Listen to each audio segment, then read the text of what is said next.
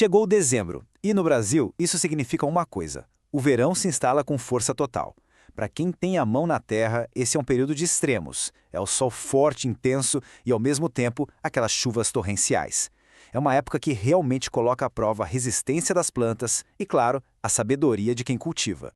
Essa combinação de calor e umidade, sabe, ela cria um ambiente que acelera o crescimento, mas que também traz muitos riscos. As plantas são levadas ao limite e o sucesso de uma colheita passa a depender diretamente do conhecimento técnico, daquela capacidade de ler os sinais da natureza e de agir na hora certa.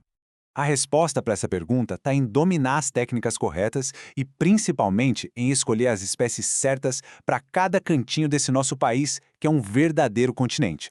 Por isso, a gente começa agora uma expedição pelas 5 regiões do Brasil para desvendar o que plantar em dezembro. Se esse tipo de conhecimento é o que faz a diferença na sua horta, essa é a hora de se inscrever aqui no canal Jardim Verde e fortalecer a nossa comunidade. Nossa jornada começa lá em cima, onde o verão é praticamente o ano todo, a região norte. Aqui, o clima equatorial dita as regras. Calor e umidade não são só características do tempo, eles são a essência do lugar, criando um cenário muito particular para o cultivo.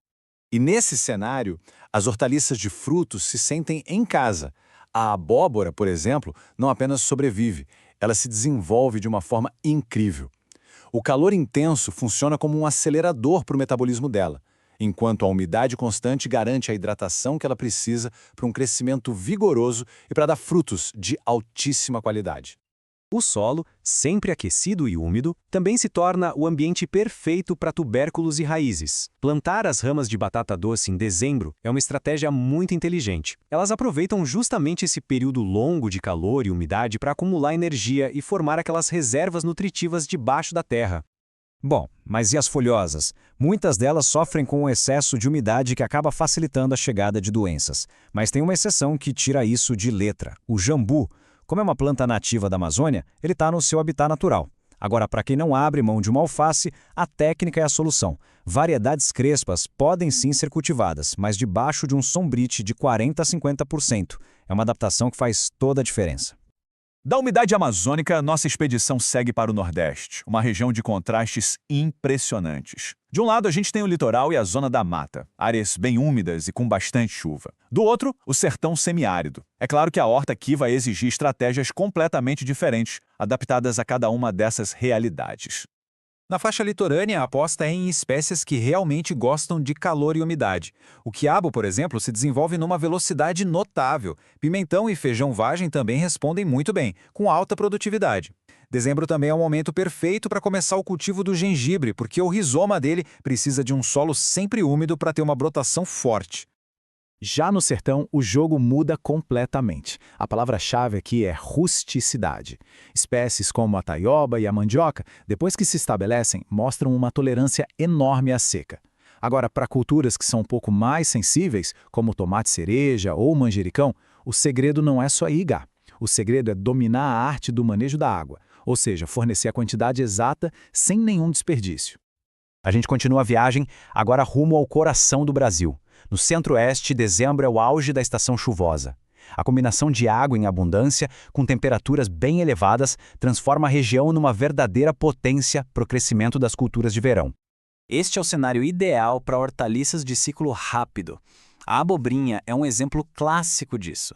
Ela é capaz de produzir em pouquíssimas semanas, aproveitando ao máximo essa janela de condições perfeitas. Variedades de tomate que foram desenvolvidas para resistir a doenças de clima quente também se dão muito bem por aqui. E, assim como a gente viu lá no norte, o solo aquecido e úmido favorece demais as raízes. Por isso, o plantio de inhame é outra escolha estratégica.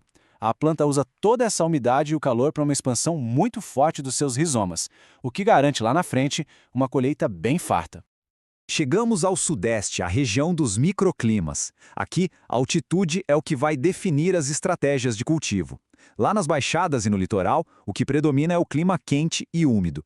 Mas conforme a gente sobe as serras, as temperaturas ficam mais amenas e abrem um novo leque de possibilidades. Nas áreas quentes, não tem jeito, as culturas de verão reinam. Pepino, feijão vagem, jiló, pimentão. O ponto de atenção máximo aqui é a drenagem do solo. Com as chuvas fortes de verão, garantir que o excesso de água escoe bem é o que vai separar uma planta saudável de uma planta com as raízes doentes.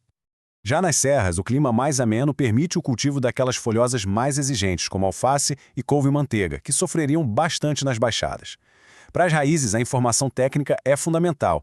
É preciso escolher variedades de verão, como a cenoura Brasília, que foi desenvolvida para resistir ao calor sem bifurcar, que é um problema muito comum nas variedades de inverno. Nossa última parada é a região sul. Mesmo no verão, o clima por aqui tem suas particularidades. As temperaturas são altas, sim, mas a variação climática é maior. Isso exige de quem cultiva uma atenção constante e uma capacidade de se adaptar muito rápido.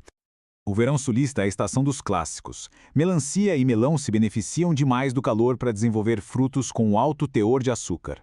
São culturas que realmente definem o sabor e o aroma da estação, transformando a horta num campo de colheita generosa.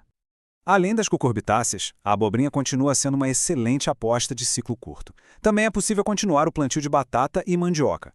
E para os amantes das folhas, uma boa notícia. Com uma irrigação bem controlada e um pouco de proteção solar nas horas mais quentes, o sul permite manter uma produção de qualidade de alface e espinafre durante todo o verão. Depois de percorrer o Brasil, fica bem claro que, além das características de cada região, existem fundamentos técnicos que valem para todo mundo. São eles que vão garantir o sucesso de qualquer horta debaixo do sol e da chuva de dezembro. Vamos então detalhar esses pilares? O manejo no verão se apoia em 2 pontos principais. O primeiro é o solo. Ele precisa respirar, o que significa ter uma drenagem impecável. O segundo é o ar. As plantas precisam de circulação de ar para se protegerem de doenças. Isso nos leva à importância crucial da ventilação e do espaçamento. Para garantir essa drenagem, uma das técnicas mais eficientes é a construção de camalhões, ou canteiros elevados. Eles evitam que o solo fique encharcado depois de uma chuva forte. Isso impede a asfixia das raízes, que é quando a falta de oxigênio no solo literalmente sufoca e mata as raízes, abrindo a porta para todo tipo de doença. E por falar em doenças, o ar quente e úmido de dezembro é o ambiente perfeito para a proliferação de fungos. Doenças como míldio e alternária podem acabar com uma horta em questão de dias. O espaçamento correto entre as plantas não é um detalhe estético, é a principal medida de controle preventivo, porque cria um microclima menos favorável para esses fungos se desenvolverem. Dominar as espécies certas e as técnicas de manejo transforma o verão de um desafio em uma temporada de colheitas fantásticas. O conhecimento aplicado é a ferramenta mais poderosa de quem cultiva. Se esta nossa jornada pelo Brasil enriqueceu a sua prática, curta o vídeo, compartilhe este material e se inscreva no Jardim Verde para a gente continuar, juntos, superando os limites das nossas hortas.